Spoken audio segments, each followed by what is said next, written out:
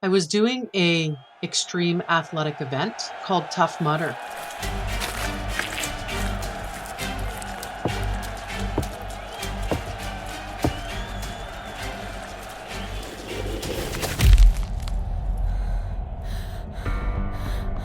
And I looked over at my leg.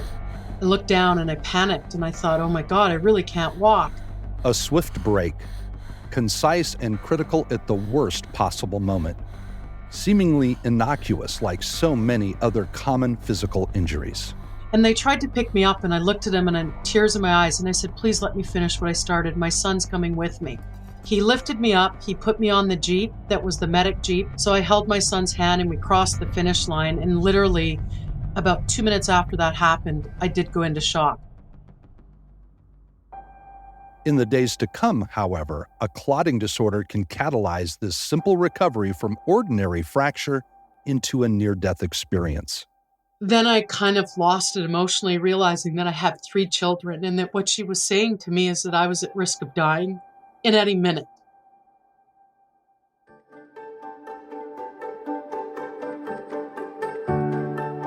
Every 6 minutes, somebody in America dies of a blood clot. We're here to change that statistic. Welcome to Taking a Breath, a Stop the Clot podcast. A podcast dedicated to bringing awareness of the dangers of blood clots from the clotting disorders community to the world. With the help of many notable blood clot survivors, we are here to give you the knowledge and the skills you need to prevent this silent killer. My name is Leslie Lake. I am the president of the National Blood Clot Alliance, and I am a blood clot survivor. And my name is Todd Robertson.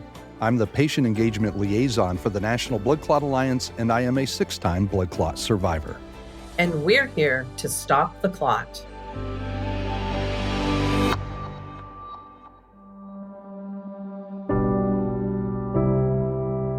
What does it mean to be an advocate? As a powerhouse in both podcasting and media at large, our guest today is a testament to the apex of that very question. Not only is she a decorated name in North American media, but she is also a blood clot survivor and advocacy partner to the National Blood Clot Alliance. Somebody whose commitment to enriching the world through the power of storytelling knows no bounds. The founder, CEO, and president of Everything Podcasts. Please join me in welcoming mother, survivor, and advocate, the incomparable Jennifer Smith. I'm Jennifer Smith. I'm the founder and CEO of Everything Podcasts, a global podcast company, and I am a blood clot survivor. I wanted to share my story today about being a blood clot survivor. I was doing a extreme athletic event, and it was called Tough Mudder, and it was at Whistler in British Columbia. And I had been training for 6 months. I was in the best shape of my life. It was amazing. My trainer was there. I did it with a best friend of mine. And it was our race. Like, we were so ready. So we did this race, and there were 13 obstacles, and hence the name Tough Mudder. It was mud. We were climbing on bellies. We were jumping obstacles. We were, almost in many ways felt very much like we were Superman. It was incredible. The rush was incredible. The energy, the people that were there. And I had trained for this for 6 months. And I was so excited to be there. And right at the finish line, they had a 35-foot slide that was made out of metal. And there were people that lined up, and these folks were literally 12 people in queue. They would slide down this slide into a 5-foot pool of water, and the water was mud water. So I slid down,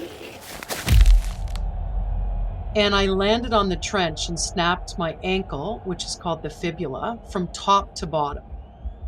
And instantly, I assume my body went into shock because I don't remember a lot of the details, but I couldn't stand. And looking out in front of me was my family, because this slide was in fact 150 yards from the finish line.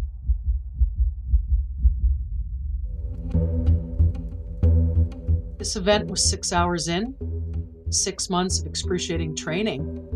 And all of a sudden, here I am looking at the finish line on the left, looking at my family on the right, with my 3 children holding a sign saying, "Go, Mama J, go." And I couldn't stand. I was in this haze of not being not only able to finish the race, but not being able to stand or to walk or to get out of this pool. So the medics came, they brought me and laid me down, and I looked over at my leg. My oldest son, Joshua, looked down and he screamed in a shrill. And he said, "Mama, your leg's going the other way." And my wife was crying and my twins were crying. At the time, my twins were 4.5 years old and Joshua was 9. I looked down and I panicked and I thought, oh my God, I really can't walk. And so I looked at the medics and I said, I made a commitment to finish this race with my older son. And I started to crawl as though I was in the army. And the medic yelled at me and he said, "What are you doing? Miss, we have a problem. We've got to get you to the hospital." And I said, "Sir, we teach our children that when you start something, you finish it. And I just got to finish. It's only over here." And he said, "You can't. You're in a lot of trouble. We got to go." And they tried to pick me up and I looked at him and I had tears in my eyes and I said, "Please let me finish what I started. My son's coming with me." And he said, "Ma'am, you just signed a waiver form. We've got to get you to the hospital. Like, your body's going into shock." And I said, "It'll just take a minute, please, please." And he actually swore at me and said, "For Christ's sakes, woman." So I held my son's hand and we crossed the finish line. And literally about 2 minutes after that happened, I did go into shock. So he was right. I woke up and I was on a gurney. My family was there. My best friend that I had done the event was there. And she looked at me and she said, "It's going to be okay, honey. We're all here. It's going to be okay." And I looked at her and I said, "What are you talking about? Where am I?" And I looked down and they had me in a gurney and they wrapped me in these heated blankets and there was mud everywhere. And I remember feeling this excruciating pain in my leg. And I just bellowed out in fear and pain and screamed and said, "My God, this hurts so much. Can't somebody stop? Make it stop." And then my kids started to cry and it was just this big situation. And then the doctor came in and he said to me, "Miss Smith, we have good news and bad news. What do you want first?" And I said, "Just go." And he said, "The good news is you might not need surgery and the bone may fuse on its own. But you need to be really clear about one thing." And I said, "Okay." He said, "We're going to put you in a cast. We're going to give you painkillers and you have to go home and you have to rest. And whatever you do, don't move. Because if you don't move, then the bone will have a chance to fuse." So my family brought me home and when they had to bring me through the garage because we live in a 4-story house. And that's where I spent 8 days in the basement suite of our home, trying to allow my bone to fuse. Within that 8-day period, on the 11th day, my brother came up from Seattle and he carried me up the stairs so I could enjoy Canadian Thanksgiving. As I was sitting at the table, I had these shooting pains going in my calf, but this was unlike any pain I'd ever experienced in my life. And the interesting thing about it was, it wasn't pain in one moment. It was shooting pain that kept coming continuously. And I thought, why does my calf hurt so much? My leg was so hot as far as heat. And then I look down and I see that my calf is actually coming over top of the cast, that there's that much swelling. And it began to feel like the cast wasn't fitting anymore. And it was so tight that it was squeezing. And I looked over and I pulled my pant leg up and I saw that in fact my calf was now blue and the color of red and purple. The fact that it was in not the place I broke, my ankle, and it was in my calf felt curious to me. Like, what? I don't get the relationship. Why is that happening? And I thought, oh geez, this is probably not a good idea here. So I reached out to my surgeon. I described the symptoms and he said, "You need to get to Emerge ASAP. I think you have a blood clot." So at the time, my wife was on the phone with her family, talking to them. So I went to the internet. That was a big mistake. And I looked up blood clot. And I was absolutely terrified. And I told my wife just to get off the phone, and we got to emerge right away. They did a D-dimer test, and they said that absolutely I have a blood clot. They then did some further analysis with MRIs and such, and it turned out that I had 3 significantly sized blood clots in my femur and 2 in my gastroc. So unbeknownst to me, they called in the head hematologist, Dr. Agnes Lee, and she literally left her family on Thanksgiving Day and came to the hospital. She was the medical director, and they had never seen a case like mine as far as the level of blood clots that I had. She showed up and said, "Miss Smith, we have a serious problem. We're fearful that these blood clots will travel to your heart or your brain, and it's a critical situation." And I said, "I don't really know what any of that means. Tell me what to do, please." And then excuse me, just having a moment here. Then I kind of lost it emotionally, realizing that I had 3 children, and that what she was saying to me is that I was at risk of dying in any minute. And I said, "Doctor, I can't die. I have 3 children. Tell me what to do. I'll do whatever you tell me to do." And she said, "Miss Smith, we need to put you on hospital watch, and we need to get you treatment ASAP." I said, "Okay." So for 6 days, I was at the hospital, and they gave me blood clot thinners administered by a needle that looked honestly like a horse needle, 25,000 cc's in my stomach. It was such a significant amount that my stomach began bruising. And she wanted me to stay at home, not at the hospital, but come back every morning to do all of these tests, because she wanted me to be around my children and my family to help manage the fear, to help manage something could happen, and that to have somebody there 24/7, whereas the hospital, they've got other patients to treat. She needed someone to have eyes on me 24/7. So after 7 days of treatment with this, what I refer to horse-style drug administration, my stomach was bruised, battered. I was fearful for my life. The doctor said to me, "You're out of danger at this moment, so I'm relieved, and we're going to begin treatment for you." And therefore, I was under her treatment for 6 months. I now have what they refer to as post-thrombotic syndrome, where 2 of my veins in my gastroc have collapsed forever.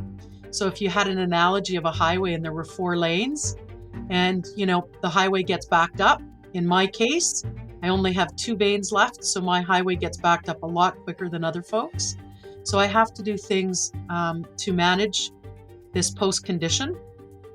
Like I have to constantly be moving, use a stand-up desk, compression stockings, certain exercises, certain foods, limit alcohol, those sorts of things, as a result of having this permanent condition. But I actually wish I'd learned in hindsight that it's actually the opposite. You're supposed to move. You're supposed to keep your blood flowing. And in fact, that doctor did not give me good advice, in that what he meant to say is, move, but be mindful that we're also fusing a bone. And some of that narrative was left out. And because I had never, ever been in a hospital a day in my life before this happened to me at 48, I was a literalist. I literally wanted to do exactly what he said because I'd never, ever been in a hospital. But I learned after this that this was in fact not the case. So this 5th phase of my journey is me recognizing and being really clear that every day is a blessing, that I'm here. So part of what I'm doing as a blood clot survivor is being part of the advocacy work that's so important. And that's why my company, Everything Podcasts, so delighted to be in a partnership with the National Blood Clot Alliance, helping share survivors' stories, helping educate, helping bring these stories forward so that people know they're not alone. and that there is an incredible organization like the National Blood Clot Alliance that can help people today, tomorrow, next week, next year, because the work that they're doing is not only beautiful, but it's necessary until we're able to change what happens in Congress, what happens in funding.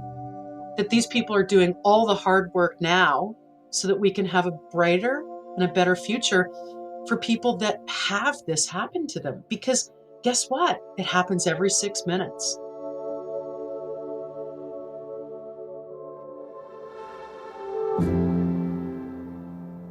An often unexamined component to the lives of blood clot survivors is the day-to-day adjustments in the year's post-clotting event. What is it like to take a flight? What about exercise? How do you adjust and accommodate a new way of living? Here to discuss post-clotting event rehabilitation and aftercare is Dr. Elliot Hout. So my primary practice in clinical medicine is as a trauma surgeon.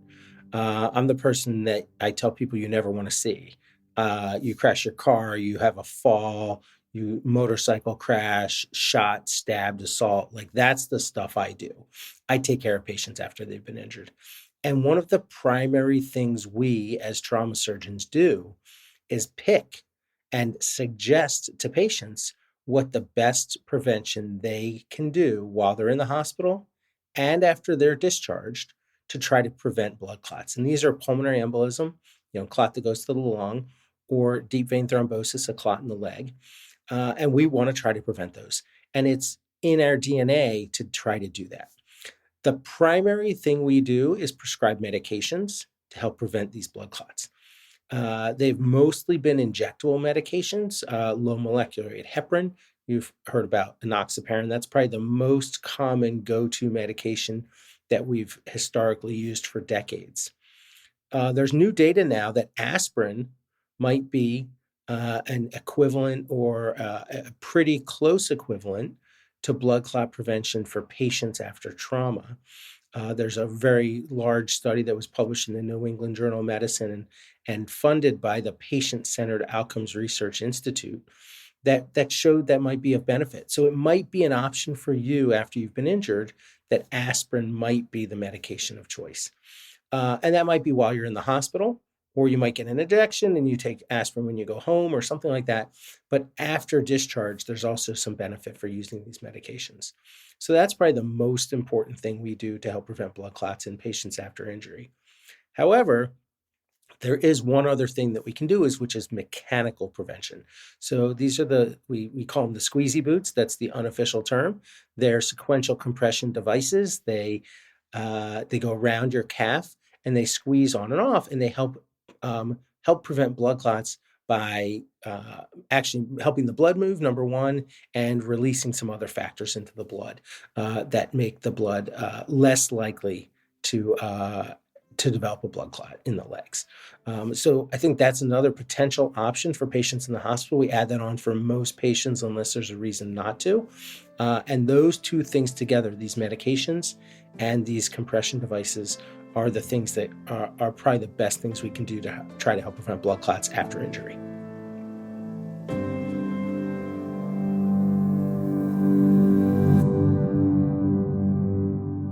So,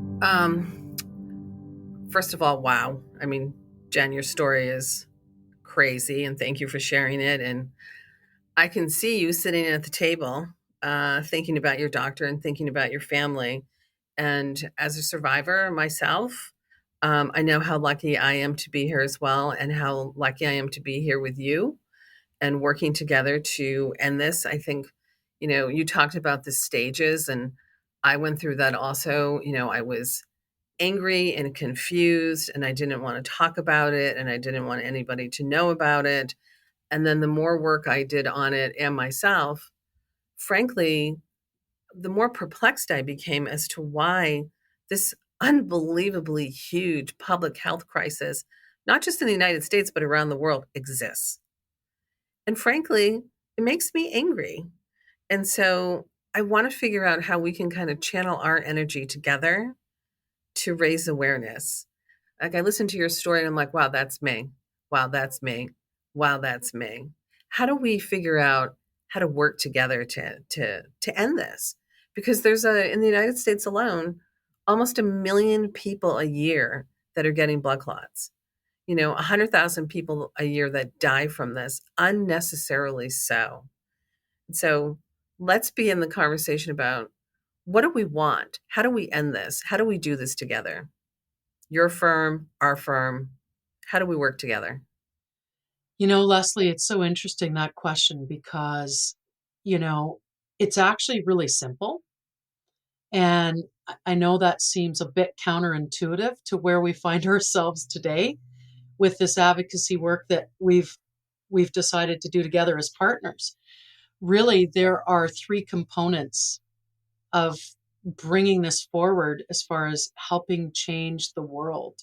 Meaning, if we work together, it's really 3 simple things that we are doing together, which is, what we're doing in this partnership. And it's bringing awareness to this problem. Because a lot of people actually don't understand what blood clots are from the most basic level. And through that basic level of awareness, they also, because they don't know what a blood clot is or how serious it is, they don't understand what the symptoms are. Because in some cases, they're very subtle. In other cases, they're extreme, but they mimic other medical conditions, such as heart attack, such as stroke, when you're talking about, a PE. Or, hey, you broke your leg. Of course, you're going to get shooting pains in your leg. Yeah, well, this seems weird. It's in a different spot. No, that happens. The body talks back. So I think the primary objective is to share the awareness and share what it is, what it looks like, what we need to watch for. And that can be done by sharing the stories that we're bringing forward in this podcast series. But the other way it can be done is through the medical system, by creating, whether it's brochures or bookmarks or digital profiles, so people have a point of reference and they can learn about it, whether if it's happening to them or someone in their family. So I think that's very important as the first thing we need to do. And I think the second thing we need to do is to be able to have an outreach that is really about the mission-based work of advocacy around blood clot disorders. And that's reaching out to individuals that have a story to tell, whether it's political figures or celebrities or our everyday heroes, to be able to give them a floor, to be able to give them a platform to share their stories, because nothing is more beautiful, Leslie, than connecting to a personal story in an intimate way. And podcasting does that so beautifully. People can be vulnerable because you're listening to audio and you're not necessarily seeing it in video. So they're willing to be a little bit more vulnerable and open up and share these difficult stories, because they are. In a lot of cases, as you said, 100,000 people a year die from blood clots. I'm one of the lucky ones. It's 100,000 people that aren't. And those stories need to be heard as well, because these are children that pass away from blood clots. These are people that are athletes, Olympic athletes. These are people that are 20-somethings that, slip in a restaurant and break their ankle. I mean, these stories are everyday stories and nobody knows about them. So I think you've touched on something so important, which is we need to be that platform to share those stories, and we need people to come forward and share those stories. There's almost no federal funding for this whatsoever. And what moves the needle is sharing those stories in DC and saying, hey, come on, we don't need to have 100,000 people die every single year. We don't need 1 million people getting this. This is highly, highly preventable. It's time now to support our initiative to raise awareness. You spoke so eloquently about your signs and symptoms. Those are very different from what I experienced. And that's part of, our messaging, how we get out and message in front of people about those signs and symptoms. So I had a pulmonary embolism. Mine came from someplace in my body. They don't know. So I'm called unprovoked, which is basically a nice word for saying, sorry, we don't know where yours came from. But it ended up in my lungs. and my breathing all of a sudden was cut off. And I mean, it was like somebody putting their hands around my neck and I couldn't breathe anymore. And so your story, your signs and symptoms, my story, my signs and symptoms, and hundreds of thousands of other people, we need to share those stories and get them out there. I think we need to stop being so nice about how we message also. And we need to start calling on people to raise their voices, because you also said something really interesting was about sports figures and famous people and whatnot. And so, Leslie Lake goes into Washington, D.C. and raises her voice. That's great. But you know what?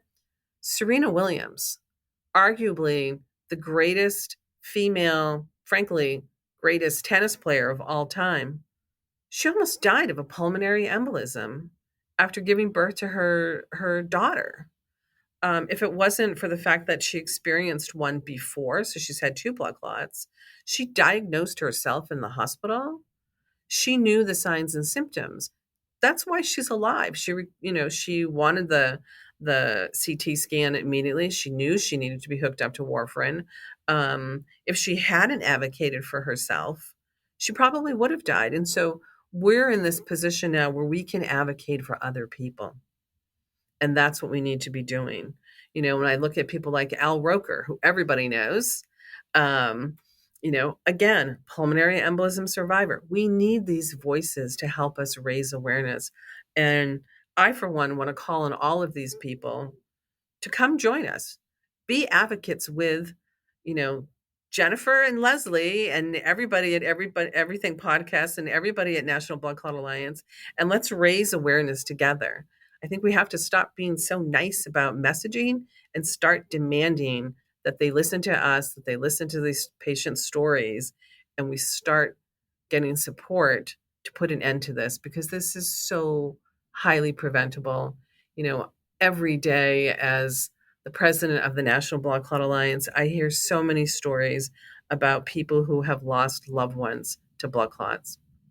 And it is the most heartbreaking thing to listen to a parent talk about how their child died from a preventable blood clot. And so I want to say to you, as my partner, as my friend, as my fellow advocate, let's start putting the pressure on and raising awareness like it's never been raised before, and calling on some of these people to help us, because we need help.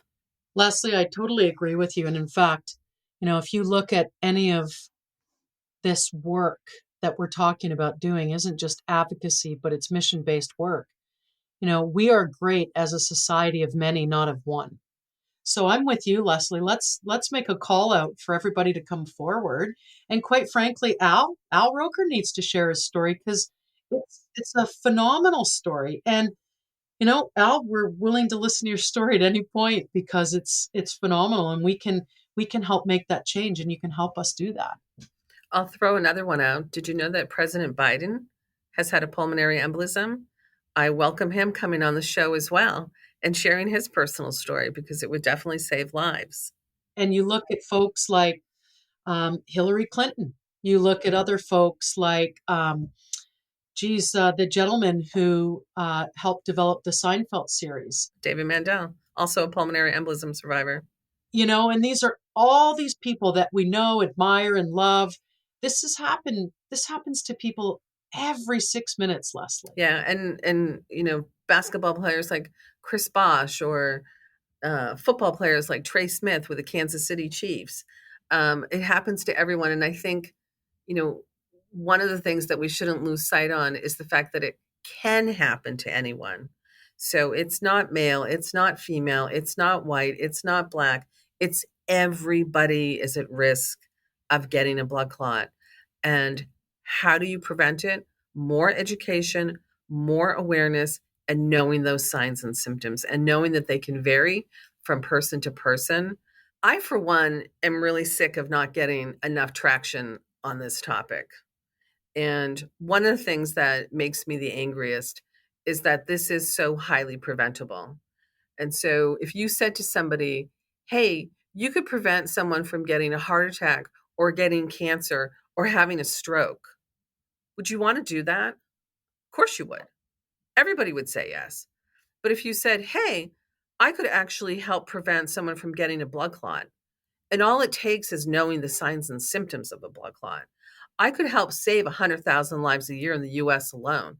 I could help almost 1 million people a year prevent getting a blood clot and having it, really impact their life for the rest of their life potentially. Would you do it? 1,000%. Exactly. So let's do it. Enough of the fluff. And I have an idea. I want to throw it out to you. I've thrown it out to other people before. Nobody is up for the challenge, Jennifer. I think you might be. It's called Project Stop the Clot. And we commit together as partners, as friends, as survivors to promote Project Stop the Clot, where our goal will be to reduce the incident and mortality level of blood clots by 50% in 5 years. Would you do it? Will you be my partner in this? Wow, Leslie, that is an aggressive goal, and I love it. In fact, you know what? We absolutely would be delighted and honored to be your partner. And Leslie, it's going to take us moving mountains. It's going to make some feathers be ruffled because there's a lot of politics in the medical system, as you know. But you know what, Leslie? We're up for the challenge. And in fact, you know what? It would be our honor to do that. And this aggressive goal just really speaks to, excuse me for being so direct for a moment, but it's time to cut the shit, get this work done because we have lives to save. And you know what? We have the platform to do that. And, pardon my language, I'm saying it because you know what? This needs to be a little bit heated because quite frankly, if people are doing all of this prevention, whether it's heart disease or cancer or any of these other things, because it's all to protect life. All of this disease prevention and awareness and branding around it is all to protect life. We want to live. This is no different, Leslie. And blood clots have had this ridiculous stigma because of a lack of understanding and education. Absolutely. And I'm tired of it because quite frankly, I didn't get the right advice. And this could have never happened. And now I live with this for the rest of my life, but I'm still one of the ones that are blessed. I'm here today. So yes, I'm up for that challenge. Bring it on. And sorry about my one swear word. I'm usually pretty good. But, I do feel a little bit of passion and tension and frustration. And I'm up for this because your goal is super aggressive and I like it. And I think it deserves to be that aggressive. And we need to make some noise less. And we need people to just understand this does not have to happen. So we're going to help with that. People need to stop dying. People need to stop dying. And we have the power to do that. And we will do this through patient stories. We will do this with family stories. We will have doctors, nurses, clinicians. We will have people help us with this story. But game on, Jennifer. Let's go. Let's go. I'm in, Les. 1,000%. Jen, thank you so much for joining us here today. This was amazing. I came in and I was so excited to hear her tell her story. I was a little nervous. I was a little angry thinking about the lack of awareness that's out there. And now I am so pumped by your commitment to, be part of Project Stop the Clot. We're going to save lives. And I'm just so delighted that you joined us here today. Thank you for everything, for your friendship, for your partnership, for your advocacy, for your willingness to work hard to just reach so many people around the world. I can't thank you enough. Leslie, it's absolutely our pleasure. Sharing the story is one thing, but this surprise that showed up on the show today about the Project Stop the Clot, my brain is spinning 1,000 miles a minute. And our team at Everything Podcast, we're a global podcast agency. We're not only delighted to be a part of this challenge, but this mission-based work is so special to us because we know, and we have past history here where we know sharing these gorgeous stories about this kind of work does save lives. And, the fact that you're giving us that opportunity, we consider it absolutely a privilege. And I'm looking forward not only to this advocacy work, but, by providing that opportunity, because that's what this is, to not only save lives, but to change lives. So I'm delighted, and I thank you for giving our company this opportunity, and I'm really looking forward to it, Les. Well, we will be celebrating hopefully in 5 years' time when we've actually made the biggest impact ever tackling blood clots together. Can't wait. It takes courage to enact viable and long-lasting change for your community. It takes grit and perseverance and selflessness in knowing that, though you may not necessarily see the fruits of your labor, change will still come because of your work. All we can do is know that every day is a new opportunity to enact change in this world. Change for the better, forever. We want to thank Jennifer for sharing her strength and vulnerability with us today, and to thank you for joining us here on Taking a Breath. A special thank you to Dr. Elliot Hout from Johns Hopkins for sharing his endlessly useful insight into all things clotting. For more information on risks, prevention, and community, please visit stoptheclot.org. We know the patient because we are the patient. Together with listeners like you, we can collectively stop the clot.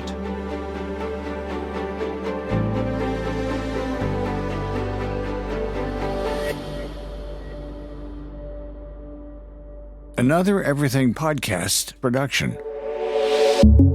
Visit everythingpodcast.com, a division of Pattison Media. Subscribe wherever you get your podcast.